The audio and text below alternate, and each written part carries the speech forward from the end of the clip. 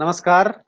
आचार्य प्रथम सेमेस्टर के चतुर्थ पत्र के अंतर्गत ऋग्वेद भाष्य भूमिका के अध्ययन के क्रम में आज हम लोग अध्ययन करेंगे सिद्धांत पक्षी द्वारा पूर्व पक्षी के मतों का खंडन करना। पूर्व पक्षी ने पूर्व के अध्ययन में यह कहा था कि ब्राह्मण भाग का कोई प्रमाण नहीं है। अब उत्तर पक्षी इसका खंडन करते हुए अपना मत प्रस्तुत करते हैं। अस्तु एवं जर्तिलादि विधेय अप्रामाण्यम। उत्तर पक्षी कहते हैं कि जर्तिल आदि विषयक विधि का अप्रामाण्य है तो होने दीजिए। तदर्थस्यानुष्ठेयत्वात्, इसमें कोई हानि नहीं है क्योंकि इन विधियों में विहित अर्थ अनुष्ठान के योग्य ही नहीं है। अनुष्ठेयस्तु अर्थ उपरितने अजाक्षीरेण जुहोति इति वाक्य विधीयते। अनुष्ठान के योग्य अर्थ का विधान तो अजाक्षीरेण जुहोति, अजा के दूध से होम करे, इस परिवर्ती वाक्य में किया गया है। तत्प्रशंसार्थम अत्र जर्तिलादिकम अनुद्य निंद्यते। अनुष्ठेय पदार्थ अजाक्षीर की प्रशंसा करने के लिए यहाँ पर जर्तिलादि का उल्लेख करके उनकी निंदा की गई है। यथा गवामश्वानां च प्रशंसार्थम अपशवो वा अन्ये अश्वेभ्यः इति वाक्येनार्थवाद रूपेण अजादीनां पशुत्वं निंद्यते तद्वत्। यहाँ पर जर्तिलादि का उल्लेख करके उनकी निंदा की गई है। जिस प्रकार गौ और अश्व की प्रशंसा करने के लिए अपशवो व अन्ये गो अश्वेभ्यः, गाय और अश्व से अन्य पशु पशु कहलाने योग्य नहीं है, इस अर्थवाद का रूप वाक्य के द्वारा आजादी पशुत्वों के पशुत्व की निंदा की गई है। उसी प्रकार अजाक्षीर की प्रशंसा करने के लिए जर्तिलादि की निंदा की गई है।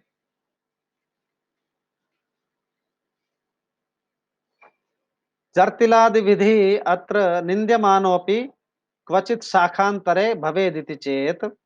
यदि कोई प्रश्न करे कि जिस प्रकार निंदा किए जाने पर भी आजादी का वस्तुतः पशुत्व है, तद्वत एवं तरहि भवतु नाम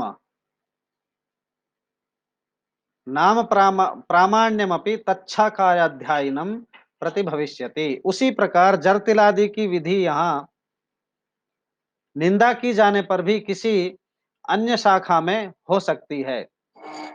तो यथा गृहस्थाश्रमे निषिद्धमपि परान्न भोजनमाश्रमांतरेषु प्रामाणिकम तद्वत्। तो इसका उत्तर यह है कि ऐसा हो तो होने दीजिए।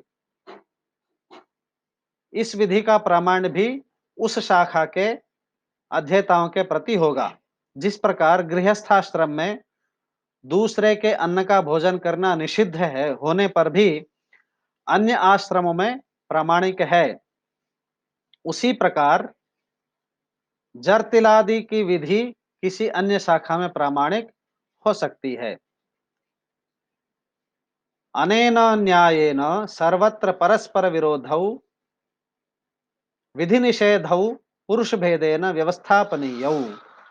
इस न्याय से सभी स्थलों पर परस्पर विरुद्ध विधियों और निषेधों को पुरुष के भेद से व्यवस्थित कर लेना चाहिए। यथा मंत्रेषु पाठ भेद शाखा भेदेन व्यवस्थित तद्वत्। जिस प्रकार शाखा भेद से मंत्रों में पाठ भेद व्यवस्थित है, उसी प्रकार विधियों को व्यवस्थित कर लेना चाहिए।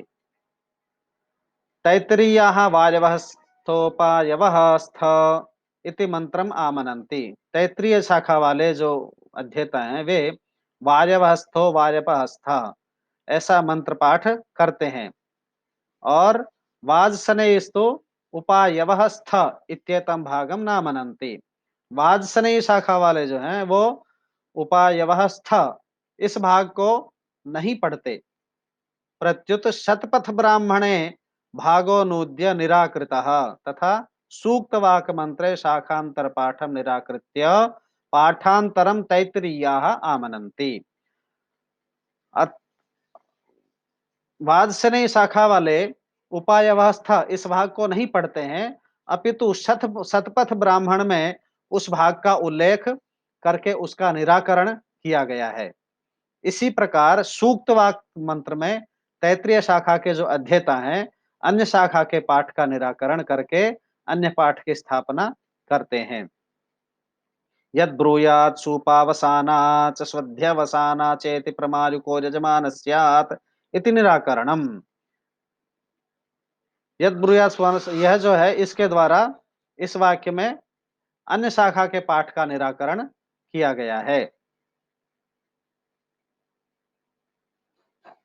सूपचरणा च स्वधिचरणा च इत्येव ब्रूयात् इति पाठान्तरोपदेशः। सूपचरणा च स्वधिचरणा चेत्येव ब्रूयात् इस वाक्य में पाठांतर का उपदेश किया गया है। तत्र अनुष्ठात्री पुरुष भेदेन व्यवस्था, जिस प्रकार ऐसे स्थलों पर अनुष्ठान करने वाले पुरुष के भेद से पाठ भेद की व्यवस्था कर ली जाती है, तद्वत विधिम विधिषु द्रष्टव्यम, उसी प्रकार विधियों में व्यवस्था कर लेनी चाहिए। षोडशा षोडशी ग्रहणादि दूषणम तो अश्रुतमीमांसावृतान्तस्य तदैव शोभते। पूर्वमीमांसायां दशमाध्यायस्याष्टमपादे षोडशिनो ग्रहणाग्रहण विकल्पो निर्णीतः। अब आपके द्वारा बतला गया कि षोडशी ग्रहण आदि दोषों को मीमांसा शास्त्र ने से अनभिज्ञ आपको ही प्रशंसा देता है, आपको ही शोभा देता है। तो पूर्व मीमांसा मीमांसा के दशम अध्याय के अष्टम पाद में षोडशी पात्र के ग्रहण करने और न ग्रहण करने के विकल्प का निर्णय किया गया है।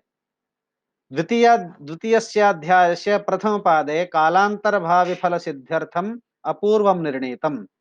द्वितीय अध्याय के प्रथम पाद में कालांतर में होने वाले फल की सिद्धि के लिए जिस अपूर्व की स्थापना की गई है, तद्वद उत्तर मीमांसायां प्रथमाध्याय से चतुर्थ पादे कारणत्वेन चाकाशादिषु यथा व्यपदिष्टोक्ते है।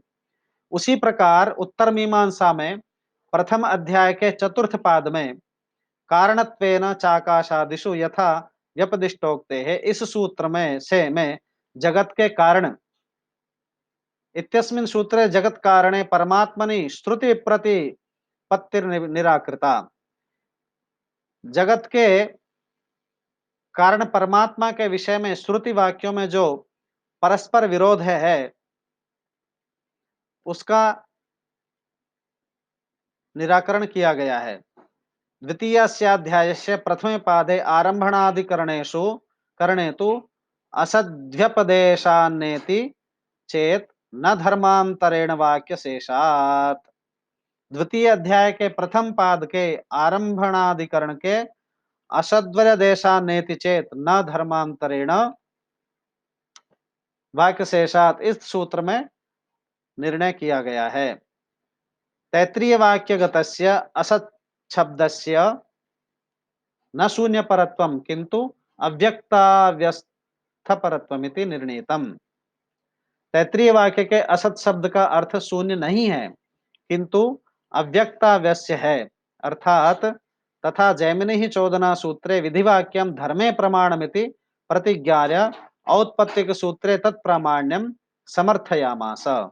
अर्थात असतः सद जायत में यह निर्णय किया गया है कि सत का कारण शून्य नहीं था किंतु वह अव्यक्तावस्था में विद्यमान था। इसी प्रकार जैमिनी ने चौदना सूत्र में विधि वाक्य धर्म में प्रमाण है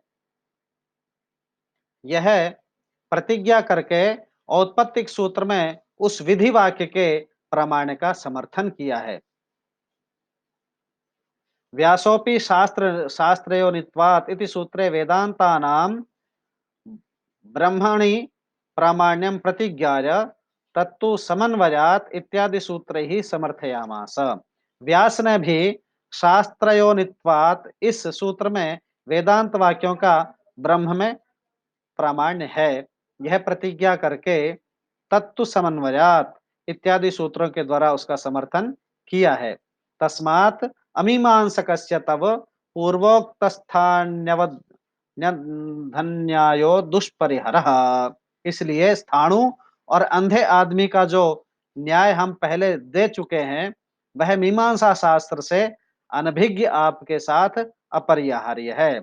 अतः विधि भागस्य प्रामाण्यम सुस्थितम। जिस प्रकार वह स्थाणु का दोष नहीं होता कि वह अंधा आदमी उसे नहीं देखता, अपितु अंधे पुरुष का दोष होता है, उसी प्रकार यह विधि भाग का दोष नहीं जो आप अप्रामाणिक कह रहे हैं, यह तो मीमांसा शास्त्र से अनभिज्ञ आपका दोष है। इसलिए ब्राह्मण के विधि भाग का प्रामाण्य सुव्यवस्थित है। ब्राह्मण के अर्थवाद भाग का प्रामाण्य जैमिनी ने बहुत प्रयत्न से स्थापित किया है। एतद विषयक जैमिनी सूत्रों की व्याख्या करेंगे आगे। पहले पूर्व पक्षी, उसके बाद उत्तर पक्षी। यहाँ पर उत्तर पक्षी ने यह सिद्ध कर दिया है कि ब्राह्मण के विधि भाग का प्रामाण्य है। जो पूर्व पक्षी कह रहे थे कि विधि भाग का प्रामाण्य नहीं है, ब्राह्मण भाग का प्रामाण्य नहीं है, उसका उत्तर पक्षी ने पूर्व पक्षी के मतों को खंडन करते हुए और यह सिद्ध कर दिया कि ब्राह्मण भाग का प्रामाण्य है।